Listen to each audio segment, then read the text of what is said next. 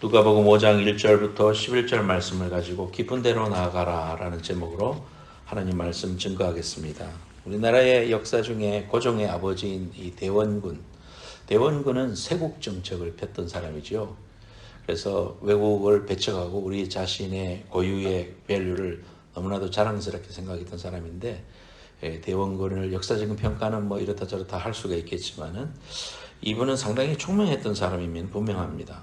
대원군이 어느 날 청나라 사신이 왔어요. 서울을 방문하게 됐습니다. 한양을 방문할 때에 이제 서울 이곳저곳을 살피는데 경복궁에 이르렀습니다. 사신이 참으로 아름다운 건물입니다. 얼마나 걸렸습니까? 그러자 한 3년 걸린 것 같습니다. 그러니까 중국 사신이 그랬습니다. 중국 사신이 아니 이것을 짓는데 그렇게 많은 시간을 걸렸어요? 우리 청나라 사람들이라면 1년이면 지었을 거요. 그렇게 말했습니다. 대원군은 속이 좀 안 좋았습니다. 하지만은 뭐 대국의 사신이고 사신의 마음을 또 뒤집어 놔봐야 손해 볼 거고, 또 뭐 우리나라의 경복궁은 그 중국의 자금성에 비하면은 사실 적은 규모니까 그럴 수도 있겠지 하고 참았어요. 걷다 보니까 창덕궁에 왔습니다. 이 건물은 얼마나 걸렸어? 참 특이합니다. 그러자 1년은 넘게 걸린 것 같습니다. 그러니까 또 거드름 피우면서 그래요? 몇 달이면 충분할 것으로 그렇게 오래 걸렸단 말이요. 속이 상했어요. 근데 남대문에 오게 됐습니다. 남대문에 오게 되니까 이 문은 참으로 아름답소이다. 이 문은 얼마나 걸렸습니까? 그렇게 물었습니다. 그때 이 대원군이 아주 대답을 기가 막히게 했습니다. 이 문이요? 오늘 아침에는 없었는데 언제 지었지? 그래서 사신이 입이 쏙 들어갔대요. 한 방 먹인 거예요. 역전이야 아주. 지혜가 있어요. 옛날 사람들도 참 그런 역전 이야기 하려고 내가 이 말인 거예요. 역전은 스테이션 앞이다 그 말이 아니고 역전 이발관이 있는 것이 아니고 역전되는 거. 역전의 연애. 9회 말 투아웃에 지고 있었는데 이기는 거. 정말 요즘도 그런 거 한 번씩 나오대요. 또 4대 0으로 지고 있었는데 5대 4로 이기고 말이죠. 프리미어 리그에서도 그런 일이 있더라고요. 참 우리 손흥민 선수 아주 열심히 잘하고 있는데, 성경은 이게 가만히 읽어보면 여러분 너무너무 재밌잖아요. 여러분 성경 지금 계속 통독하는데 너무 재밌는 부분이 너무 많아요. 전체적으로 보면 스토리가 다 역전이에요. 예수님의 사역 자체도 십자가에 달려서 이미 끝난 것 같았는데 부활로 역전해서 모든 생명을 살리셨죠. 또 성경에 나왔던 아브라함도 우상 숭배자였는데 그의 아버지가 우상 만든 사람이었잖아요. 근데 믿음의 조상이라는 엄청난 축복을 받게 됐습니다. 또 야곱이라고 하면 사기꾼의 느낌이 나잖아요. 근데 이 야곱은 이스라엘 12지파의 아버지가 됐어요. 요셉은 종이었죠. 프리즈너였습니다. 앞길이 보이지 않는 사람이었는데 애굽의 총리 대신으로 역전됩니다. 또 목동이었던 다윗은 이스라엘의 왕이 됐죠. 또 포로로 끌려갔던 다니엘은 바벨로니아의 총리가 됐습니다. 고아처럼 성장했던 에스더는 왕후가 되었죠. 모르드게를 죽이려고 준비했던 하만의 장대에 오히려 하만이 매어 달려 죽는 에스더서를 읽어보면 흥미진진하고 통쾌합니다. 역전승의 이야기입니다. 또 부자와 나사로도 결국은 부자는 죽어서 음부에 들어가지만은 가난했던 나사로는 죽어서 낙원에 들어가게 되는 겁니다. 그래서 하나님의 은혜가 있을 때 성경의 모든 이야기들이 우리에게 말할 때 하나님 우리를 도와주시고 은혜를 주시면은 어떤 환경이 있든지 그것이 문제가 아니라 하나님 것들을 통해서 하나님의 역전성을 우리에게 보여주시는 귀한 은혜를 주신다. 이것이 성경의 메시지이기도 합니다. 그래서 여러분들이 지금 어떤 상황이 있든지 간에 경제적으로든지 또는 좀 잡도 구해야 되고 또 건강도 해줘야 되고 또 여러 면에서 우리가 하나님께 간구하는 내용들이 있지만 그런 것이 역전될 수 있다는 세상 사람들이 하는 말로 아직 끝나지 않았다. 아직 끝나지 않았다. 아직 좋은 것은 아직 오지 않았다라는 말처럼 우리가 신앙생활할 때 항상 그래야 됩니다. 우리가 부족한 거 보이고 연약한 게 보여도요.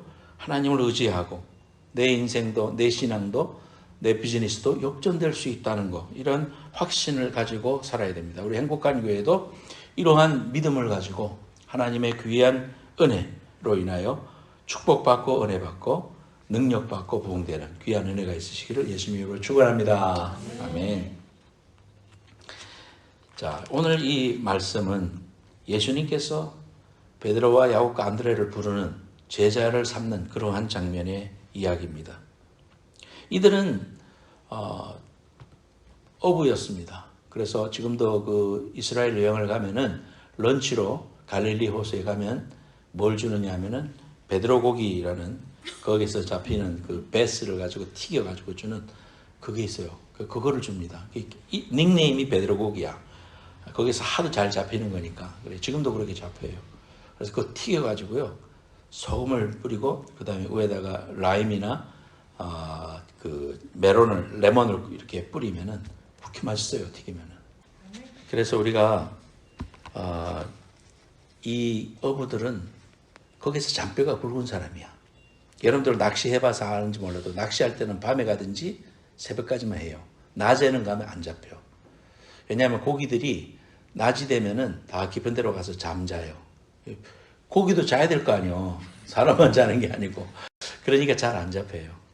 그러니까 예수님이 지금 제자들한테 와가지고 그물 씻고 있는데 와서 지금 다 한번 하고 왔잖아. 근데 깊은 데로 가서 그물을 내려라 라고 말했을 때 제자들이 듣기에는 이거는 합당한 이야기가 아니에요. 참 이런 모습을 보면서 우리가 첫 번째 우리가 이 포커스 맞춰야 될 것은 빈 배를 보는 것입니다. 열심히 노력했으나 그 배가 빈 배입니다. 열심히 밤이 맞도록 노력했습니다마는 우리가 5절에 그러잖아요. 시몬이 대답하여 이르되 선생님 우리들이 밤이 새도록 수고하였으되 잡은 것이 없지만 그렇게 말했습니다. 그들은 지금 예수님 만나기 전에 그들 앞에 있는 빈 배만 봤습니다. 자기의 능력만 봤고 현실만 봤습니다. 보이는 것만 봤습니다. 자, 우리가 인생을 살아가면 이러한 빈 배의 인생이 되기 쉽습니다. 배가 비어져 있고 남아있는 잔고가 없고 건강도 바닥이고 참 어려움이 있을 때 우리는 회한이 생기고 실패감이 생기고 낙심이 되고 과거를 돌아보면서 살아가게 되죠. 내 힘과 내 능력으로 열심히 살아봤으나 그것이 헛된 것이고 그것이 부질없는 일인 것임을 알게 될 때 남는 것은 회한과 고통뿐입니다. 그럴 때 우리가 역전의 은혜를 주시는 예수님을 만났을 때 제자들은 엄청난 경험을 하고 사람을 낚는 어부가 되는 그런 은혜를 경험합니다. 우리가 하나님이 우리를 어떻게 역전의 은혜를 주시는가? 하나님이 은혜를 주시면 되는데 하나님이 은혜를 주시는데 그 은혜는 어떻게 주시는가? 보면은 우리가 디모데후서 2장 20절에서 21절 말씀을 제가 읽을게요. 큰 집에는 금그릇과 은그릇뿐만 아니라 나무 그릇과 질그릇도 있어 귀하게 쓰는 것도 있고 천하게 쓰는 것도 있나니 그러므로 누구든지 이런 것에서 자기를 깨끗하게 하면 귀히 쓰는 그릇이 되어 거룩하고 주인의 쓰심에 합당하며 모든 선한 일에 준비함이 되리라. 사람들은 다 금그릇이 되기를 원하고 은그릇이 되기를 원하죠. 성도들도 교회 안에서 있으면은 교회를 내가 그래도 개척 때부터 오래 다녔는데 안수 집사가 돼도 내가 먼저 돼야지. 직분자가 돼도 내가 먼저 돼야지. 내가 하나님 앞에 더 크게 쓰임 받아야지. 뭐 그런 생각들이 우리 속에 은연중 있습니다. 근데 주님께서 말씀하시기를 그릇은 금그릇도 있고 은그릇도 있고 뭐 그 개밥그릇으로 쓰는 그런 뭐 질그릇도 있지만 하나님이 쓰는 그릇은 깨끗한 그릇을 쓰신다. 그렇게 말합니다. 성경의 가치관은 여러 가지가 다르죠. 성경의 가치관은 여러 가지가 다른 밸류를 가지고 있으면 세상과 다르다는 것을 우리가 알 수 있습니다. 그래서 보면은 달란트의 비유도 5달란트 받았느냐 뭐 2달란트 받았느냐 그게 중요한 게 아니라 얼마나 충성했느냐로 하나님이 보신다고 했죠. 또 부름받은 것도 품꾼의 비유에도 보면 9시에 부름받은 사람이나 5시에 부른 사람이나 똑같이 주었는데 우리가 그 품꾼의 비유를 어떻게 이해하라고? 우리는 5시에 부름받은 사람임을 깨달을 때 은혜가 되고, 내가 비록 1시간밖에 일 안 했는데 하나님은 약속한 구원을 주셨고 은총을 주셨고 축복을 주셨구나 라고 생각하면서 감사하게 된다고 그랬습니다. 그런 것처럼 금그릇이나 은그릇이나 동그릇이나 그것이 중요한 것이 아니라 하나님은 어떤 그릇이든지 다 은사를 통해서 사용하시고 사람의 생김새를 통해서 하나님이 다 사용하시는데 다 소중한데, 다시 말해서 하나님 앞에는 다 소중한 일이다 이거죠. 어떤 우리가 생각하는 세상에서 큰 일을 한다고 해서 그 사람이 더 하나님 앞에 칭찬받고 그런 것이 아니라 깨끗한 그릇이면 하나님이 사용하신다. 그렇게 말씀하십니다. 그러므로 우리의 빈배 인생을 찾아오셔서 우리에게 은혜를 주시는 하나님의 그 은혜는 어떠한 사람들에게 은혜를 주시느냐 하면 준비되어 있고 깨끗한 심령과 마음과 자세가 하나님 앞에 깨끗한 사람들을 하나님이 사용하신다는 사실을 알게 됩니다. 여러분, 우리가 하나님의 은사를 받고 또 성령 충만을 힘입을 때도 죄를 자백하고 하나님 앞에 은혜를 받고 나서 통회 자복하고 나서 은혜가 임하지, 통회 자복 안 했는데 은혜가 임하는 법은 없습니다. 깨끗해지고 성령 충만을 받으려면은 성경을 읽다가 또는 말씀을 듣다가 또는 찬양을 듣다가 은혜가 임해서 눈물콧물을 흘리고 났을 때, 회개했을 때, 깨끗하게 됐을 때 비로소 하나님이 은사도 주시고 빵언도 주시고 하나님이 사용하시는 그릇으로 사용하시는 것을 우리가 보게 됩니다. 그래서 사도 바울은 자기를 깨끗하게 하면 귀히 쓰는 그릇이 되어 거룩하고 주인의 쓰심에 합당하며 모든 선한 일에 준비함이 되리라, 그렇게 말씀해 주셨습니다. 하나님은 깨끗한 그릇을 사용하기를 원하십니다. 그래서 진리의 말씀을 옳게 분별해서 하나님의 말씀으로 충만해야 되고요. 또 하나님의 말씀을 가까이 하고 연구하고 마음에 자꾸 새겨야 됩니다. 둘째로는 망령되고 허탄한 말이 여러분의 입술에서 사라져야 됩니다.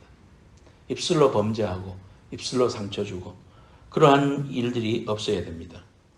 또 야고보서 3장 2절에도 보면 말에 실수가 없는 사람이 온전한 사람이라 하였습니다. 우리가 성격적으로 말을 이렇게 툭 뱉어놓고 후회하는 사람도 있지만 우리가 그리스도 안에서 성숙되면 어떻게 해야 된다고? 말에 실수가 없는 사람이 돼야 된다. 그래서 듣기는 많이 하고 말을 더디하고 정말 조심하고 하나님 앞에 내 속과 겉이 같아지도록 우리가 성령 충만을 유지하는 것, 이러한 것들이 될 때 비로소 하나님이 사용하시는 사람으로 하나님이 우리를 기억하신다는 사실을 알아야 됩니다. 말만 하면 거짓말하고 말만 하면 허풍을 담아내고 이렇게 하는 사람들에게 하나님이 하나님의 도구로 사용하실 수가 없는 거예요.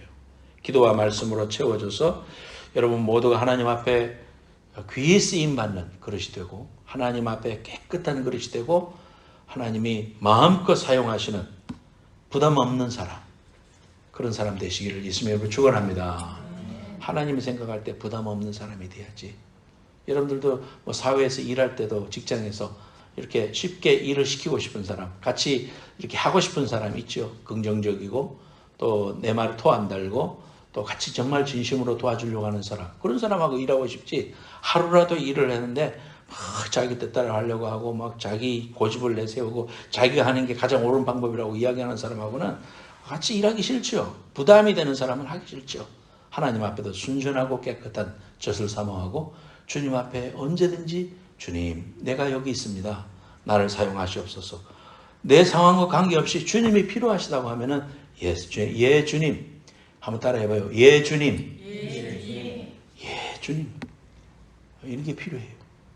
예 주님. 하나님 앞에 정말 이런 순수하고 깨끗한 심령이 돼서 하나님의 은혜가 여러분의 빈배를 가득하게 채우게 되는 은혜가 임하시기를 축원합니다. 두 번째로는 오른편에 그물을 내리라 그랬습니다. 제자들은 눈앞에 있는 것만 봤지만 우리 주님은 그 배의 만선이 된 모습을 비전을 가지고 바라보기를 원하시는 겁니다. 깊은 데로 가서 그물을 내려라 라고 했을 때 베드로는 훌륭한 점이 뭐냐 하면 그래도 한번 해보겠습니다. 이런 자세를 주님이 칭찬하셨어요. 그럴 때에 고기가 찢어지게 잡혔다. 이건 기적입니다. 우리는 이 세상의 방법대로 사는 사람이 아니라 하나님의 방법과 하나님의 산술 방법으로 사는 사람이더라 이거죠. 그래서 내 상식과 내 판단과 이런 것이 통하지 않는 하나님의 영적인 세계에 속한 사람들이기 때문에 우리 하나님이 행하시는 일을 늘 소망하고 바라보고 그렇게 기도해야 됩니다. 성경을 읽다 보면 여러분들이 이해가 안 되고 또 이해뿐만 아니라 동의도 안 되고 하나님 좀 너무 심하신 거 아닌가 그런 생각에 부딪힐 때가 있죠. 여러분들 늘 쉐어할 때 그런 이야기 하잖아요. 상식과 이성에 반대될 때가 굉장히 많습니다. 굿나이프 집회하러 간다고 그랬잖아요. 굿나이프 할 때 제 2년 후배가 김대진이라는 친구가 있었어요. 드럼을 쳤어요.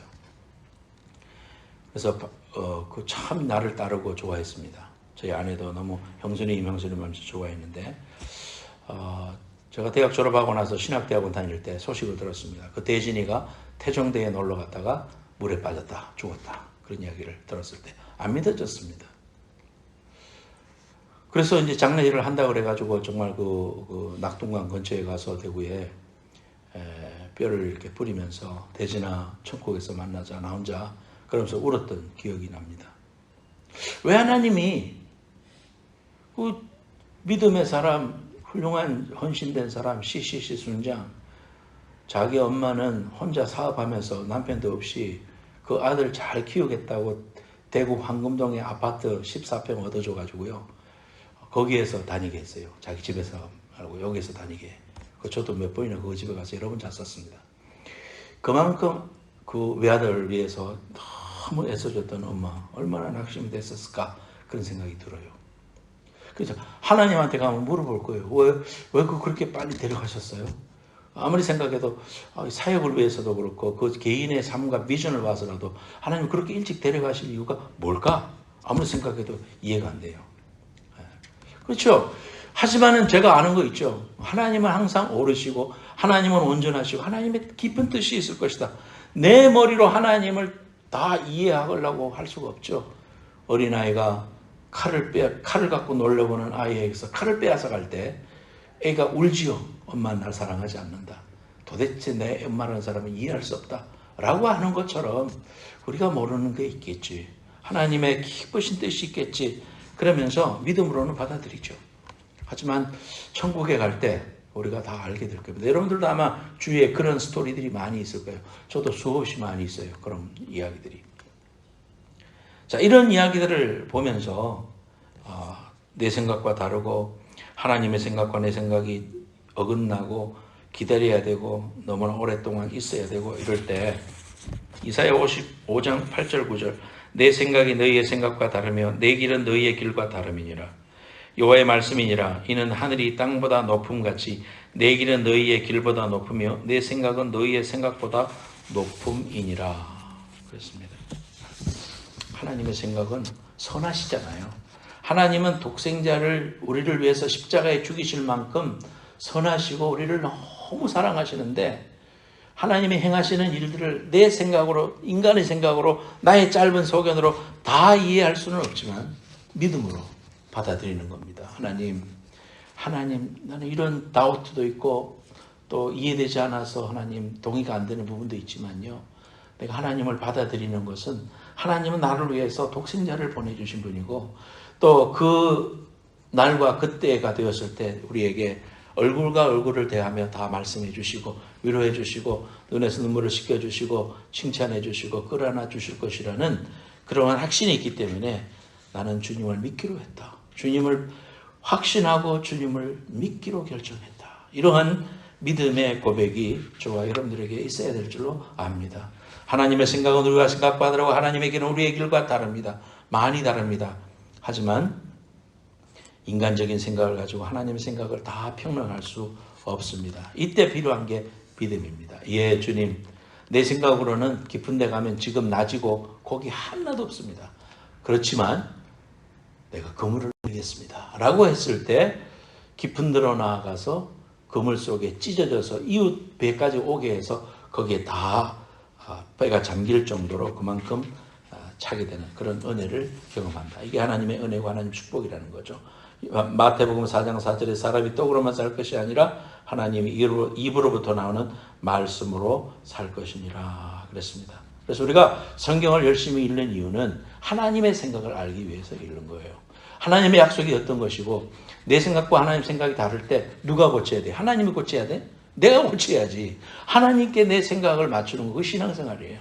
나를 고치고 내 자아를 부인하고 내 상식과 내 판단을 무시하고 주님 앞에 순종할 줄 아는 것, 이런 게 우리에게 얼마나 소중한 결단인지 몰라요. 그래서 성경을 열심히 읽고 외우고 하는 그러한 이유가 거기에 있습니다. 하나님의 생각대로 눈에는 아무것도 안 보이고 아무 증거 안 보이고 아무 소리 안 들리고 손에는 잡히는 것 없어도 하나님의 생각대로 행하면 희한한 기적이 임하고 하나님의 방법대로 살게 되는 귀한 축복과 은혜를 경험한다. 역사가 일어난다. 이러한 은혜가 여러분과 함께 하시기를 축원합니다. 세 번째로 그 순종의 결과는 뭐냐? 말씀에 의거해서 그물을 내렸더니 그 순종했더니 그 결과가 뭐더냐? 그물이 찢어지게 잡혔습니다. 여러분 오늘 말씀 속에 보면은요, 제가 이렇게 말씀을 묵상하면서 생각한 이야기들이 뭐냐면, 지금 배가 두 척이 있는데 베드로의 배를 사용하셨잖아요. 베드로의 배를 사용하셔서 나가서 사람들에게 말씀을 증거하는데 배를 사용하셨잖아요. 사용하시고 나서 그물이 찢어지게 담기는 귀한 축복도 주셨다. 하나님은 보상하시는 하나님이구나. 저희 어릴 때 어머니가 상준아, 주의 일에는 절대 공짜가 없단다. 그 말 내가 귀에 따갑도록 들었습니다. 뭐 보상을 바라고 하나? 그건 아니지. 하지만 하나님은 소자 하나에게 수고한 그 수고까지도 하나님 다 기억해 주신다고 했습니다. 우리 주님이 다 아신다고 그랬습니다. 여러분을 아신다고 그랬습니다. 여러분, 다른 사람 다 몰라줘도 괜찮아. 다른 사람이 다 인정해 주지도 않아 괜찮아. 인정은커녕 비난해도 괜찮아. 우리가 주님 앞에서 주님이 나를 알아주시고 주님이 나의 부르짖음을 아시고 나의 순전함을 아시고 주님 앞에 온전히 서 있다면 주님이 만나주시는 귀한 은혜를 경험해 줍니다. 그래서 보상해 주시고 그 빈 배를 가득 채워서 보상해 주시는, 그 배를 사용하신 거에 대해서 하나님이 이 땅에서도 복을 주시면서 이런 것이 있다는 걸 우리에게 알려주신다. 제가 묵상하다가 그런 걸 깨달았어요. 또 시몬 베드로가 엄청나게 잡힌 걸 보고는 8절에 시몬 베드로가 이를 보고 예수의 무릎 아래 엎드려 이르되 주여 나를 떠나소서 나는 죄인이로소이다. 주님을 만나게 되니까 주님 어메이징입니다. 같이 동업합시다. 그렇게 된 게 아니고 주님의 메시아이신 것을 알게 되니까 사람들이, 주님을 만난 사람들의 특징이 뭐냐면 나는 죄인임을 알게 되는 거예요. 주님의 은혜를 경험한 사람들은 겸손하게 돼요. 낮아지게 돼요. 경외감이 생겨요. 여러분, 깊은 경지에 들어가서 일하는 사람들도 그 속에 들어가면 너무너무 섬찟섬찟한 현실을 만나게 되죠. 자기가 연구한 분야에서 뿐만 아니라 모든 면에서 참 인간의 힘으로 할 수 있는 일이 아니구나, 그런 생각도 우리가 들 때가 있잖아요. 주님 앞에 주님의 은혜를 경험한 사람들마다 그 사람들은 하는 고백이 뭐냐면 나는 죄인입니다. 나를 떠나소서. 그렇게 고백하게 돼요. 그렇게 했을 때 너는 이제는 사람을 낳는 제자다. 그러면서 제자로 불러주시는 삶을 봅니다. 제자의 삶은 disciple, 우리가 하나님의 제자가 됐다는 삶은 무엇로 살아가는 삶인가? 제자의 삶은 말씀대로 순종하는 삶이다. 그것이 오늘 말씀에 우리에게 말씀해 줍니다. 순종의 결과로 배가 찢어지도록 열매가 맺혔는데, 그물이 찢어지게 고기가 잡혔는데, 그런 걸 통해서 하나님의 경외함을 알게 되고 은혜를 경험한 사람들은 주여 나는 죄인입니다. 나를 떠나소서. 겸손하게 주님이 어떤 분이신가 알게 된 사람은 그렇습니다.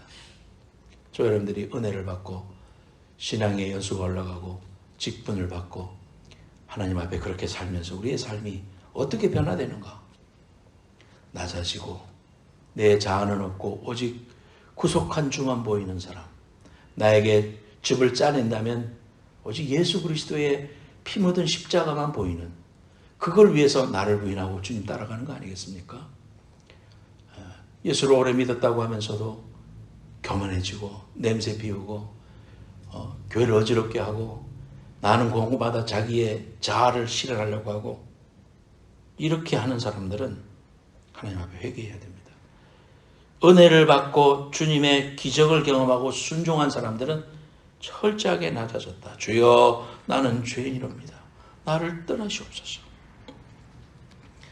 무서워하지 마라. 이제부터는 너희는 나를 전도하는 복음 전도의 삶을 살게 될 것이다. 말씀대로 순종하는 제자의 삶, 그것을 우리에게 말씀해 주셨습니다. 여러분, 주님의 말씀을 열심히 읽잖아요. 순종하셔야 돼요.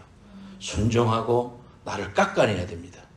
내 자는 그대로 살았으면서 나는 네 것이 없어 하면서 하고 싶은 대로 말 다 하고, 또 내가 원래 그 뜻이 아니요 나중에 사과하고 이러지 말고 사전에 내 자신 속에서 낮아지고 따라지고 깎아지고 해서 정말 그리스도인의 덕을 세우고 이웃 속에서도 그리스도의 향기를 발휘하고 교회 안에서도 오른손이 하는 일을 왼손이 모르게 하고 오로지 구속한 주만 보이게 되는, 나를 꾹 짜면 예수의 십자가의 피만 흘러내리는 그런 사람이 될 수 있도록 저와 여러분들이 노력하고 주 앞에 헌신하고 결단하는 귀한 성도들 되시기를 예수님의 이름으로 축원합니다.